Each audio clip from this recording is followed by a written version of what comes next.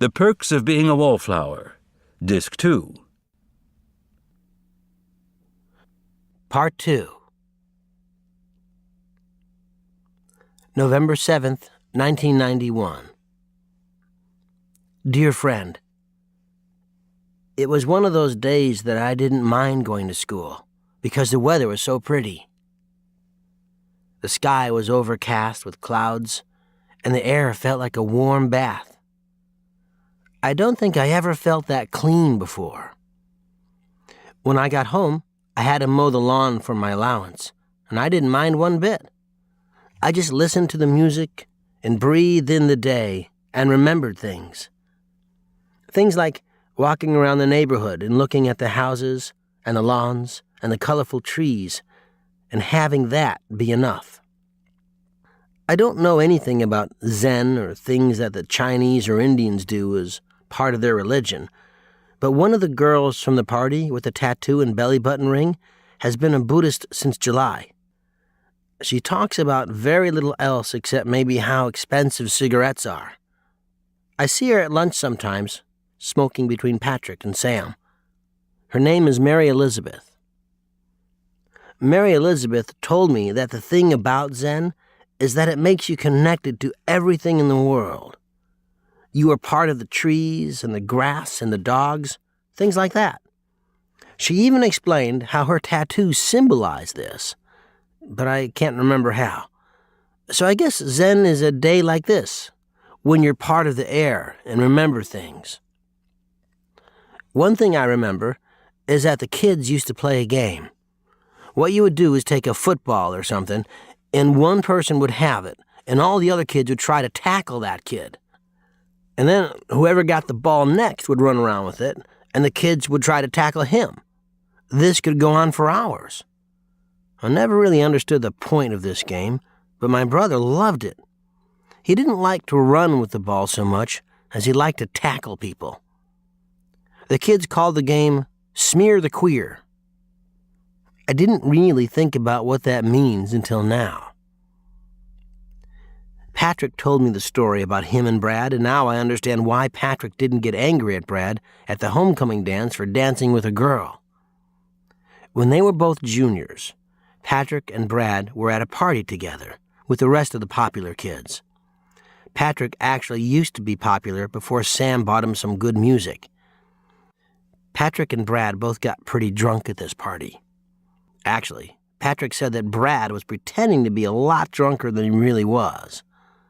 They were sitting in the basement with some girl named Heather, and when she left to go to the bathroom, Brad and Patrick were left alone. Patrick said it was uncomfortable and exciting for both of them. You're in Mr. Brosnahan's class, right? Have you ever gone to a Pink Floyd laser light show? Beer before liquor, never sicker. When they ran out of small talk, they just looked at each other. And they ended up fooling around right there in the basement. Patrick said it was like the weight of the whole world left both their shoulders. But Monday in school, Brad kept saying the same thing. Man, I was so wasted, I don't remember a thing. He said it to everyone who was at the party. He said it a few times to the same people. He even said it to Patrick. Nobody saw Patrick and Brad fool around, but Brad kept saying it anyway. That Friday, there was another party. And this time, Patrick and Brad got stoned, although Patrick said that Brad was pretending to be a lot more stoned than he really was. And they ended up fooling around again. And Monday in school, Brad did the same thing. Man, I was so wasted, I don't remember a thing.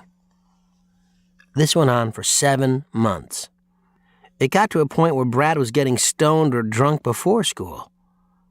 It's not like he and Patrick were fooling around in school. They only fooled around at parties on Fridays.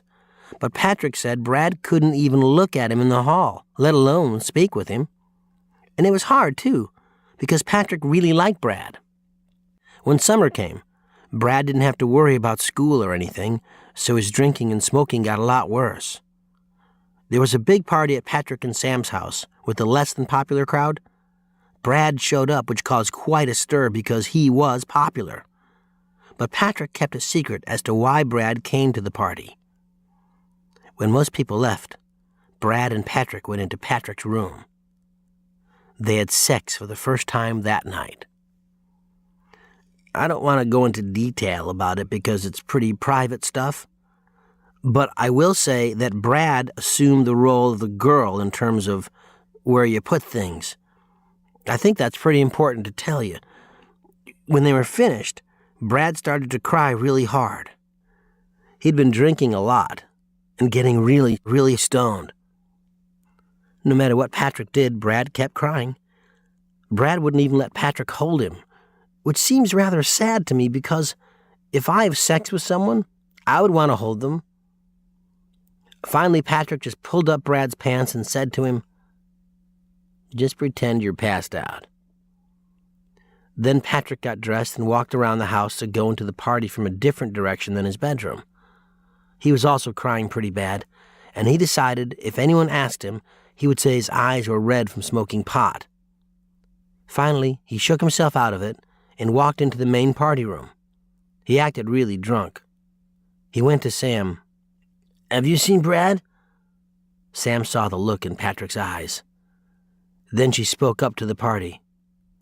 "Hey, has anyone seen Brad?"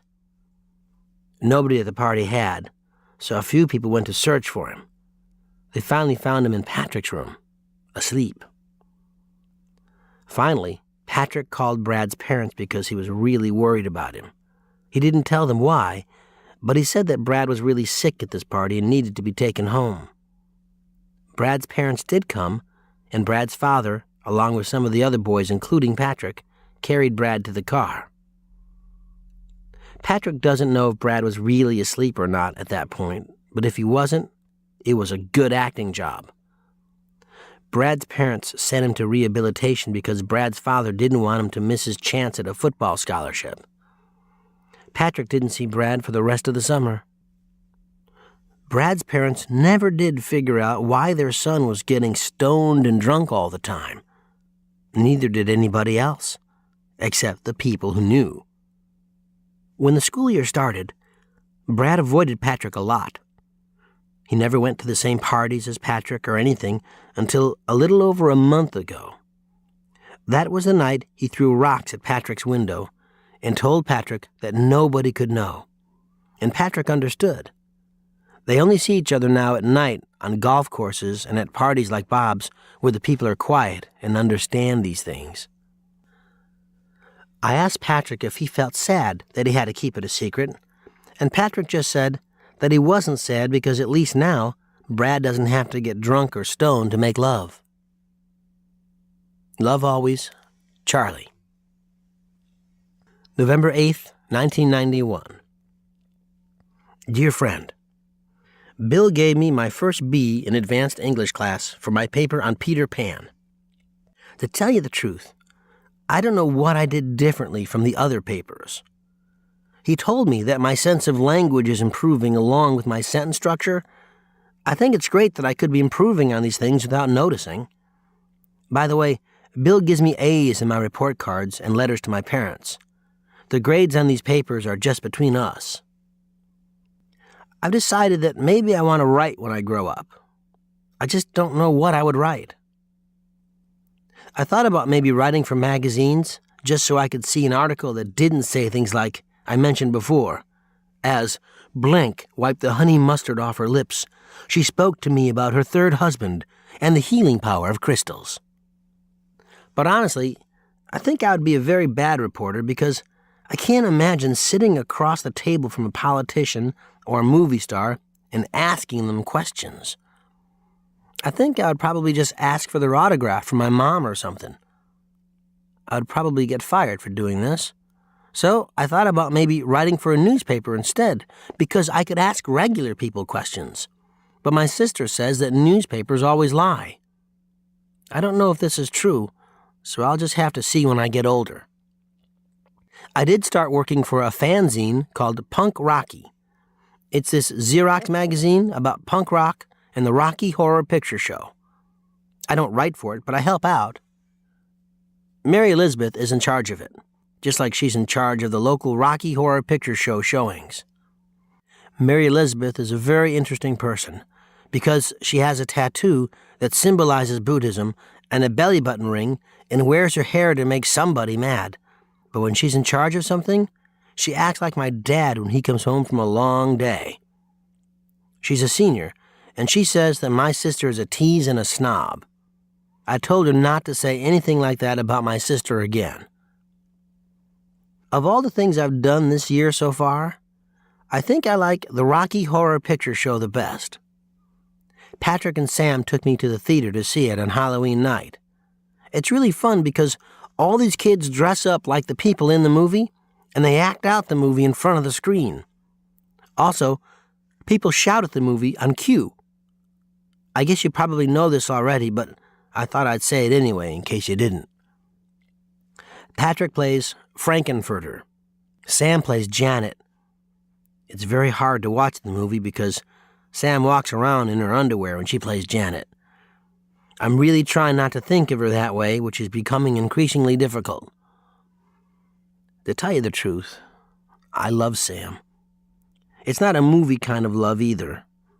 I just look at her sometimes, and I think she's the prettiest and nicest person in the whole world. She's also very smart and fun. I wrote her a poem after I saw her in the Rocky Horror Picture Show, but I didn't show it to her because I was embarrassed. I would write it out for you, but I think that would be disrespectful to Sam. The thing is that Sam is now going out with a boy named Craig. Craig is older than my brother.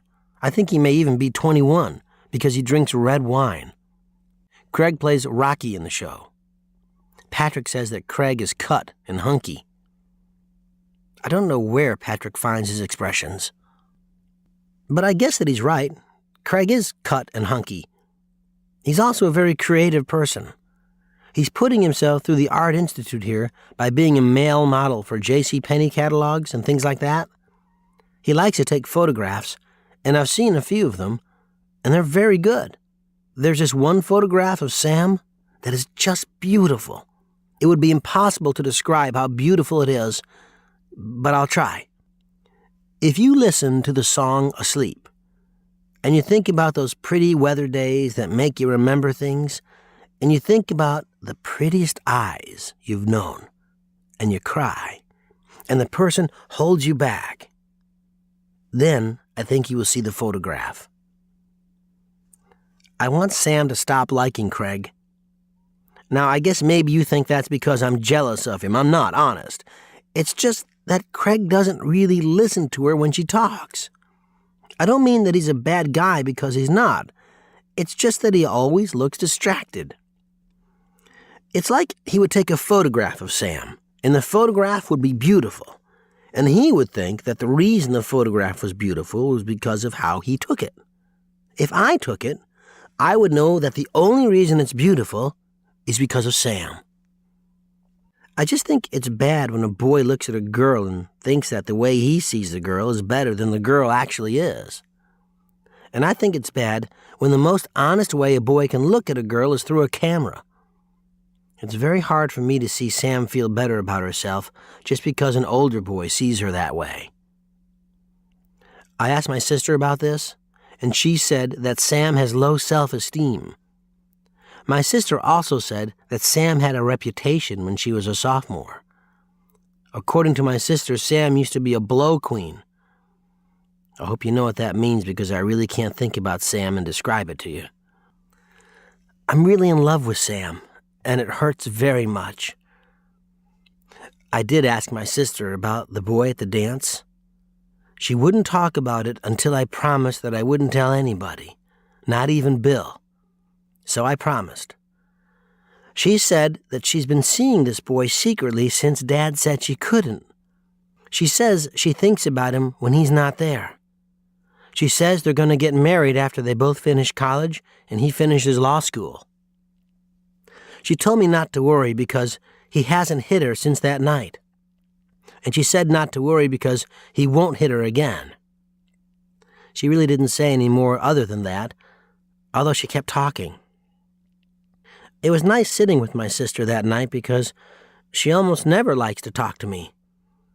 I was surprised that she told me as much as she did, but I guess that since she's keeping things secret, she can't tell anybody. And I guess she was just dying to tell somebody. But as much as she told me not to, I do worry a lot about her. She is my sister, after all. Love always, Charlie.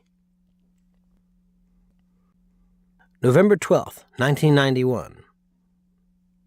Dear friend, I love Twinkies. And the reason I'm saying that is because we are all supposed to think of reasons to live. In science class, Mr. Z told us about an experiment where they got this rat or mouse, and they put this rat or mouse on one side of a cage. On the other side of the cage, they put a little piece of food, and this rat or mouse would walk over to the food and eat. Then, they put the rat or mouse back on its original side, and this time, they put electricity all through the floor where the rat or mouse would have to walk to get the piece of food. They did this for a while, and the rat or mouse stopped going to get the food at a certain amount of voltage. Then, they repeated the experiment, but they replaced the food with something that gave the rat or mouse intense pleasure. I don't know what it was that gave them intense pleasure, but I'm guessing it's some kind of rat or mouse nip.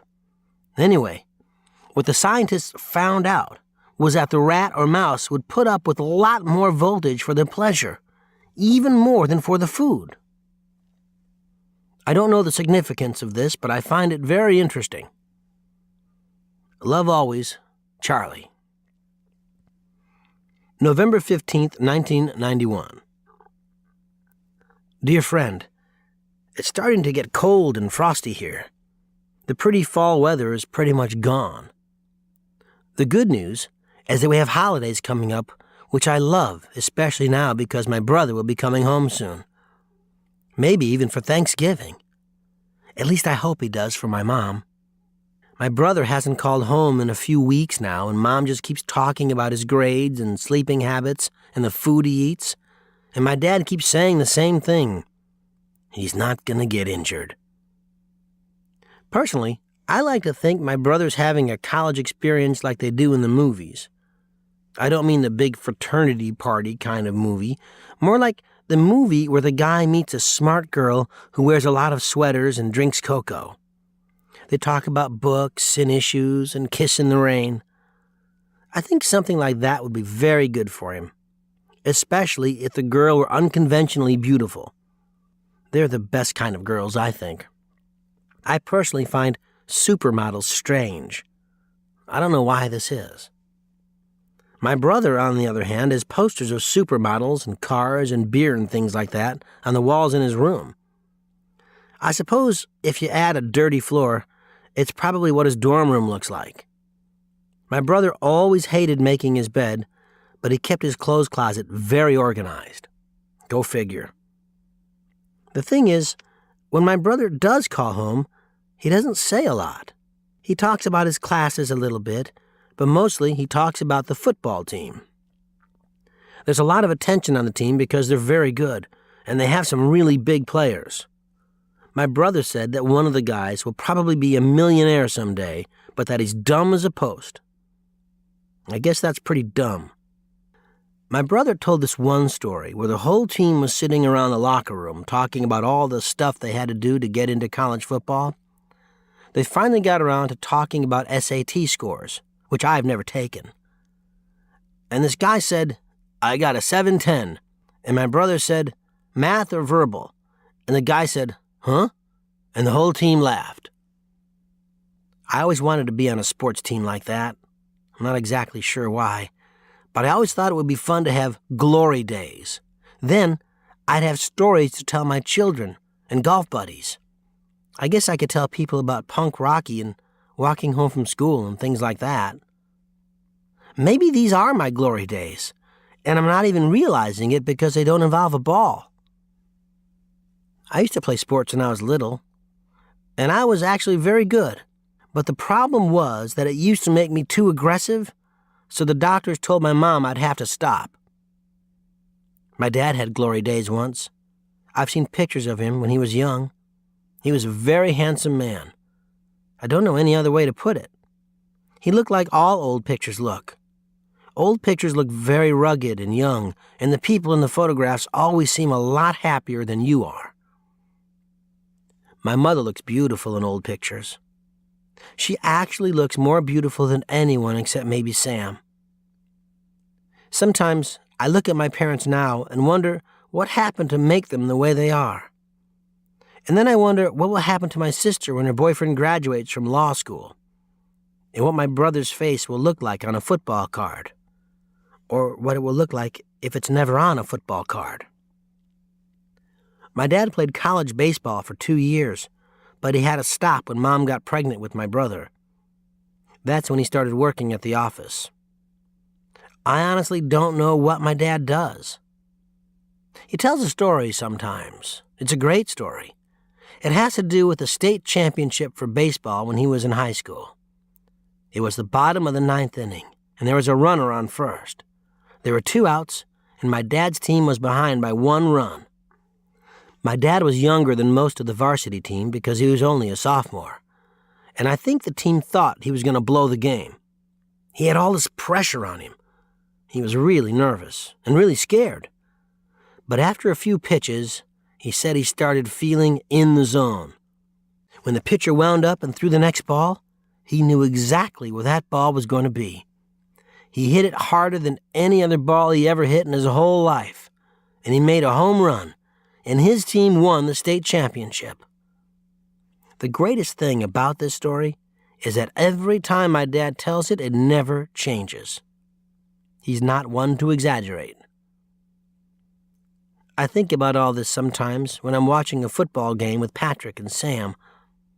I look at the field, and I think about the boy who just made the touchdown. I think that these are the glory days for that boy. In this moment will just be another story someday, because all the people who make touchdowns and home runs will become somebody's dad. And when his children look at his yearbook photograph, they will think that their dad was rugged and handsome and looked a lot happier than they are. I just hope I remember to tell my kids that they are as happy as I look in my old photographs, and I hope that they believe me. Love always, Charlie. November 18th, 1991. Dear friend, my brother finally called yesterday, and he can't make it home for any part of Thanksgiving weekend because he's behind on school because of football. My mom was so upset that she took me shopping for new clothes. I know you think that what I'm about to write is an exaggeration, but I promise you that it isn't. From the time we got into the car to the time we came home, my mom literally did not stop talking. Not once. Not even when I was in the dressing room trying on slacks. She just stood outside the dressing room and worried out loud. The things she said went all over the place. First, it was that my dad should have insisted that my brother come home, if only for an afternoon. Then it was that my sister had better start thinking more about her future and start applying to safety schools in case the good ones don't work out. And then she started saying that gray was a good color for me. I understand how my mom thinks. I really do. It's like when we were little and we would go to the grocery store. My sister and brother would fight about things that my sister and brother would fight about, and I would sit at the bottom of the shopping cart. And my mom would be so upset by the end of shopping that she would push the cart fast, and I would feel like I was in a submarine. Yesterday was like that, except now I got to sit in the front seat. When I saw Sam and Patrick at school today, they both agreed that my mom has very good taste in clothing. I told my mom this when I got home from school, and she smiled. She asked me if I wanted to invite Sam and Patrick over for dinner sometime after the holidays are over, because my mom gets nervous enough as it is during the holidays. I called Sam and Patrick, and they said they would. I'm really excited. The last time I had a friend over to dinner was Michael last year. We had tacos. The really great part was that Michael stayed over to sleep. We ended up sleeping very little. We mostly just talked about things like girls and movies and music. The one part I remember distinctly was walking around the neighborhood at night. My parents were asleep along with the rest of the houses, Michael looked into all the windows. It was dark and quiet. He said, "Do you think those people are nice?" I said, "The Andersons? Yeah, they're old." "What about those people?" "Well, Mrs. Lambert doesn't like baseballs going into her yard." "What about those people?" "Mrs. Tanner has been visiting her mother for 3 months. Mr. Tanner spends his weekends sitting on the back porch and listening to baseball games. I don't really know if they're nice or not because they don't have children." "Is she sick?" "Is who sick?" "Mrs. Tanner's mother." "I don't think so. My mom would know, and she didn't say anything." Michael nodded. "They're getting a divorce." "You think so?" "Uh-huh." We just kept walking. Michael had a way of walking quiet sometimes. I guess I should mention that my mom heard that Michael's parents are divorced now. She said that only 70% of marriages stay together when they lose a child. I think she read it in a magazine somewhere. Love always, Charlie. November 23rd, 1991. Dear friend, do you enjoy holidays with your family? I don't mean your mom and dad family, but your uncle and aunt and cousin family. Personally, I do. There are several reasons for this. First, I'm very interested and fascinated by how everyone loves each other, but no one really likes each other. Second, the fights are always the same. They usually start when my mom's dad, my grandfather, finishes his 3rd drink. It's around this time that he starts to talk a lot. My grandfather usually just complains about black people moving into the old neighborhood, and then my sister gets upset at him. And then my grandfather tells her that she doesn't know what she's talking about because she lives in the suburbs. And then he says how no one visits him in his retirement home. And finally, he starts talking about all of the family's secrets, like how cousin so-and-so knocked up that waitress on the Big Boy. I should probably mention that my grandfather can't hear very well, so he says all of these things really loud. My sister tries to fight him, but she never wins. My grandfather is definitely more stubborn than she is. My mom usually helps her aunt prepare the food, which my grandfather always says is too dry, even if it's soup, and her aunt will then cry and lock herself in the bathroom. There's only one bathroom in my great-aunt's house, so this turns to trouble when all the beer starts to hit my cousins. They stand twisted in bladder positions and bang on the door for a few minutes and almost coax my great-aunt out. But then my grandfather curses something at my great-aunt, and the cycle starts over again. With the exception of the one holiday when my grandfather passed out just after dinner, my cousins always have to go to the bathroom outside in the bushes. If you look out the windows like I do, you can see them, and it looks like they're on one of their hunting trips. I feel terribly sorry for my girl cousins and my other great aunts because they don't really have the bushes option, especially when it's cold. I should mention that my dad usually just sits real quiet and drinks. My dad is not a big drinker at all, but when he has to spend time with my mom's family, he gets loaded, as my cousin Tommy says. Deep down, I think my dad would rather spend the holiday with his family in Ohio. That way, he wouldn't have to be around my grandfather. He doesn't like my grandfather very much, but he keeps quiet about it, even on the ride home. He just doesn't think it's his place. As the evening comes to an end, my grandfather is usually too drunk to do much of anything. My dad and my brother and my cousins carry him out to the car of the person who is least angry at him. It's always been my job to open doors for them along the way. My grandfather's very fat. I remember there was one time that my brother drove my grandfather back to the retirement home and I rode along. My brother always understood my grandfather. He rarely got angry at him unless my grandfather said something mean about my mom or sister or made a scene in public. I remember it was snowing really hard and it was very quiet, almost peaceful. And my grandfather calmed down and started talking a different kind of talk. He told us that when he was 16, He had to leave school because his dad died, and someone had to support the family. He talked about the time when he had to go to the mill 3 times a day to see if there was any work for him.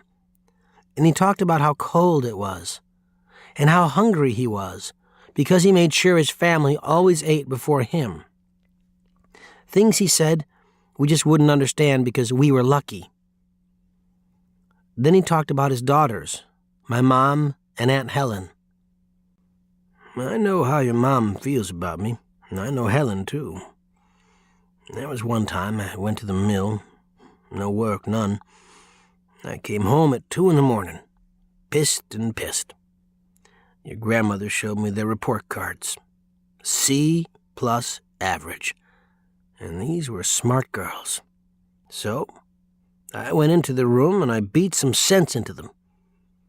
And when it was done and they were crying, I just held up the report cards and said, "This will never happen again." She still talks about it, your mother. But you know something? It never did happen again. They went to college, both of them. I just wish I could have sent them. I always wanted to send them. I wish Helen could have understood that. I think your mother did, deep down.